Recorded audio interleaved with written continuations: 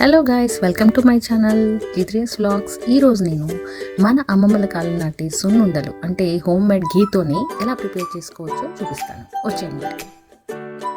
ఇలాగా మినపప్పు తీసుకొని చాలా ఓపిక్గా లో ఫ్లేమ్ మీద 10 minutes వేసుకోవాలన్నమాట.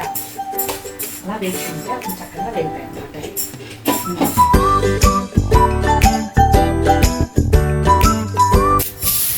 బాగా చల్లారిన తర్వాత చల్లార్చుకోవాలన్నమాట. చల్లారిన తర్వాత దీన్ని మిక్స్ చేసుకోవాలన్నమాట. ఈ గుప్పెడు బియ్యాన్ని వేగిన తర్వాత ఒకసారి ఇలా వేసుకోవాలన్నమాట. అలా వేసుకుంటే ఇది సున్నితంగా మరి అంటుకోకుండా చాలా చక్కగా వస్తుంది అనమాట. మొత్తం వేసుకున్నా పర్లేదు, ఇలా మిక్సీ జార్లో వేసుకోవాలి. దీన్ని చక్కగా పిండి దాంట్లో మిక్సీలాగా పట్టుకోవాలన్నమాట.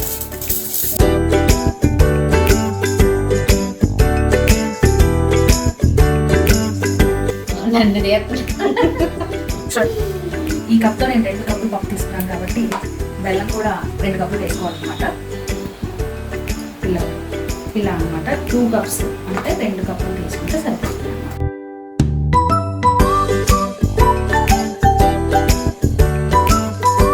ఇది బెల్లం వేసి పట్టిన తర్వాత ఇలా అవుతుంది అనమాట. దీనిలో ఇప్పుడు మనం నెయ్యి కలుపుకుంటాం. ఇప్పుడు దీనిలో మనం ఈ నెయ్యి కలుపుకుంటాం అన్నమాట. నెయ్యి కలుపుకుంటే మనం ఉడికించవచ్చు.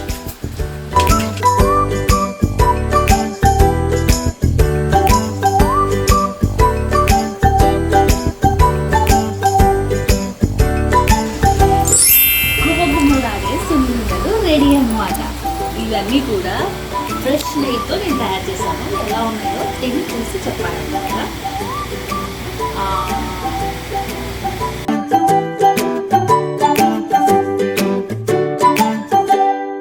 చాలా బాగుంది.